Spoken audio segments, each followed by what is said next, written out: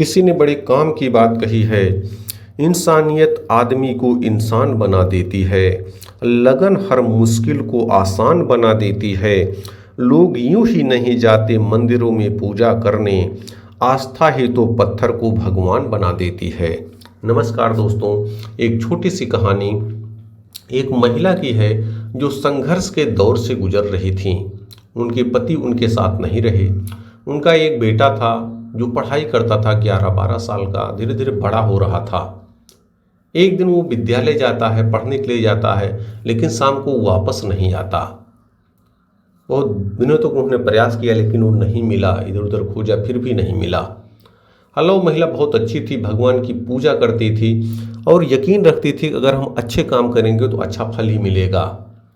वो रोटियां बनाती थी और 2 रोटी सब्जी बना करके बाहर रख देती थी कि चाहे उसको पशु खा लेंगे, कोई पक्षी खा लेगा या कोई भिखारी आएगा, कोई किसी की काम भी आ जाए। 2 रोटियां बनाती थी। तो इधर बीच में उन्होंने देखा कि जब वो रोटी बना करके रखते हैं तो एक भिखारी आता है जो रोटियों को ले लेता है और कहता है कि बुरा बुरा अपने पास रह जाए, अच्छा वाला घूम करके आए।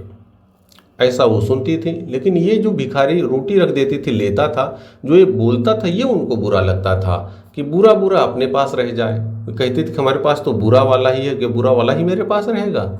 ऐसा उनको सुन करके बुरा लगता था, लेकिन वो रोटियां रखती रहती थी। तो एक दिन आया, रोटी भिखारी लिया और यही फिर बोला, तो उनको बुरा लग गया। उन्होंने कहा भिखारी है, आता है, यही बुरे शब्द बोल करके जाता है।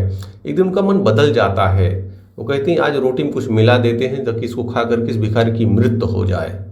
वो तैयार हो जाती हैं, मिला देती हैं, कुछ पॉइजन मिला देती हैं, विष मिला देती हैं आटे में, रोटियां बना देती हैं, रखने के लिए जाती हैं, रख भी देती हैं। तभी उनके दिमाग में आता है नहीं, क्या करने जा रही हूँ, मैं तो अच्छा सोच रही हूँ, अच्छे के लिए कर रही हूँ, लेकिन इसको ये चीज़ दे रही हूँ। कोई बात नहीं बोलता, उनका मन बदल जाता है। वो रोटियां ले आती हैं, उनको नष्ट कर देती हैं, आटा सानती हैं दोबारा और 2 चपाती बना करके रख देती हैं। वो भिखारी आता है, ले करके जाता है। क्योंकि वो काम तो अच्छा कर रहे थे, उनके मन में था कभी न कभी अच्छा तो होगा, मेरा बेटा भी लौटेगा। और वो देखती हैं, लेकिन उस दिन शाम को फिर उनका डोरबेल बजती है, बाहर आती हैं तो उनका बेटा आ जाता है। उसको पा करके बहुत खुश हो जाती हैं, अंदर ले जाती हैं, बैठाती हैं, उसको खिलाती, फिर पूछती बेटा कहाँ थे। तो बताता है मैं स्कूल गया था, एक दिन कुछ लोगों ने मेरा अपहरण कर लिया, मुझे दूर ले करके चले गए और मुझे मौका मिला तो मैं भाग करके आया। स्टेशन पे था, वहाँ मुझे बहुत भूख लगी थी, तो देखा कि एक भिखारी वहाँ पर बैठा हुआ था जिसके पास 2 चपातियाँ थी। तो मुझे भी देख रहा था, उसने मुझे बुलाया, उसको भी लगा भूख लगी होगी, तो 1 चपाती मुझे दिया खाने के लिए। वही खाया तो मुझे थोड़ा सा सुकून मिला, थोड़ा सा बल मुझे मिला और मैं चल करके आया हूँ। उनके जो महिला थी उनके मन में आया कि तो पूछी बेटा अच्छा ठीक है, लेकिन भिखारी कैसा था। उनको लगा कहीं वही तो नहीं है। उन्होंने कहा भिखारी तो भिखारी जैसा ही था, लेकिन वो एक बात बोल करके गया, एक बात बोल रहा था कि बुरा वाला अपने पास रह जाए, अच्छा वाला घूम करके आए। ये वो बोल रहा था। जैसे ये महिला उस बात को सुनती हैं, उनकी आंखों में आंसू आ जाता है, भगवान को याद करती हैं कि प्रभु आज मैं क्या करने जा रही थी, लेकिन मेरी अंतरात्मा से वो आवाज़ आई थी, मैंने बदल दिया था। नहीं तो अगर आज मैं वो रोटी रख दी होती जिसमें विष मिला था, आज मेरा बेटा खत्म हो जाता। ये छोटी सी कहानी ये सिखाती है कि कर्म का फल है वापस आता है। जैसा जो भी आप कर्म करेंगे वो आपके पास ही आएगा। इसलिए अच्छे काम करते रहिए। जो जस करहि सो तस फल चाखा, कर्म प्रधान विश्व करि राखा। अगर आप दूसरों के लिए अच्छा करेंगे तो यकीन मानिए आपके लिए अच्छा ही होगा। ऊपर वाले सब कुछ देखते रहते हैं। एक ऐसी सत्ता है जो आपके सभी कार्यों को देखती रहती है।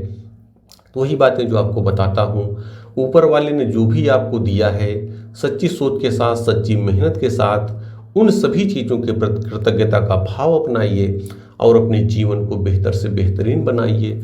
याद रखिए ऊपर वाले न भूलते हैं न भूल करते हैं, वे उचित समय आने पर आपके प्रत्येक कर्म का फल अवश्य देते हैं।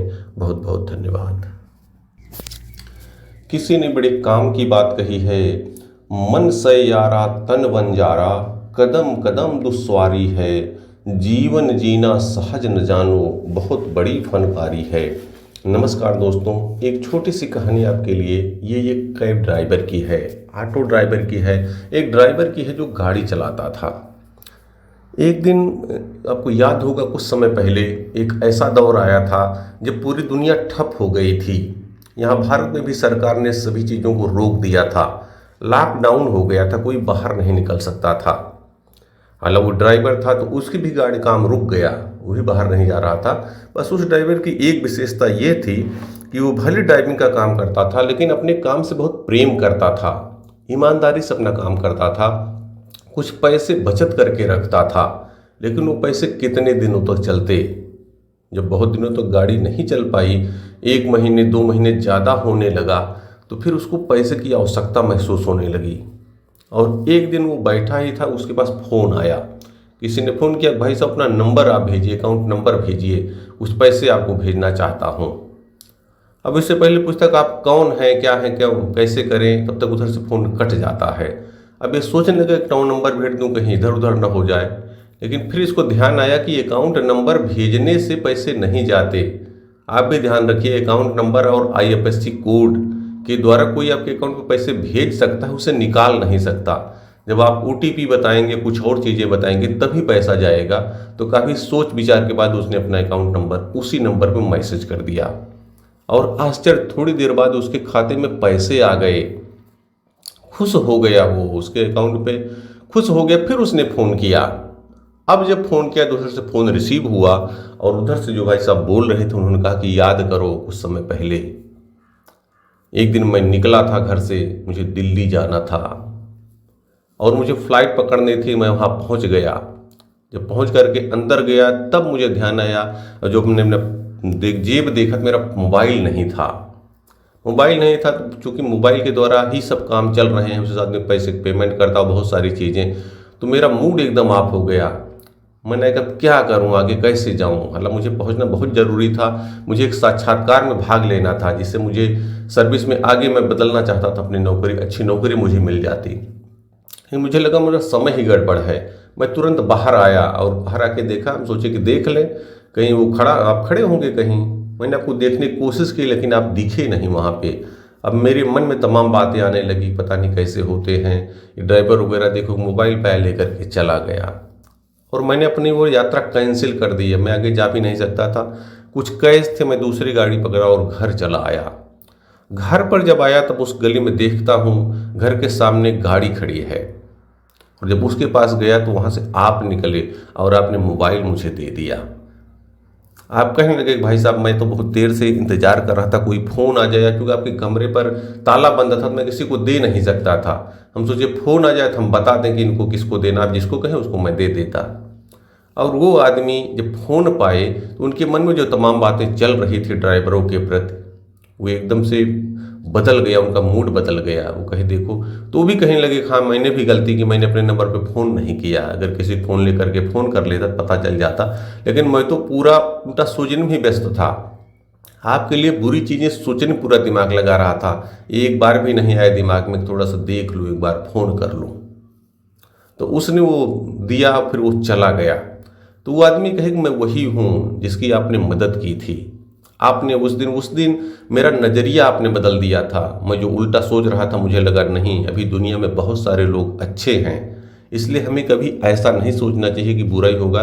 कम से कम एक बार प्रयास तो कर लें, जो करने चाहिए, जितना हमारा कर्तव्य है उतना तो करना चाहिए। इसलिए मुझे लॉकडाउन के दौरान जो इस समय, चूँकि मुसीबत में सब लोग हैं, तो मुझे ध्यान आया कहीं आप भी मुसीबत में ना हो, क्योंकि इस समय आपकी गाड़ी नहीं चल रही होगी। इसलिए मैंने आपको फ़ोन किया और आपकी थोड़ी सी मदद कर दी।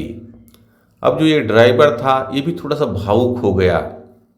इसने कहा साहब आपको बहुत बहुत धन्यवाद, मुझे बहुत ज़रूरत थी इस समय पैसे की, क्योंकि जो सेविंग थी वो सब ख़त्म हो गई है, और आपको बहुत बहुत धन्यवाद, आपका बहुत बहुत शुक्रिया।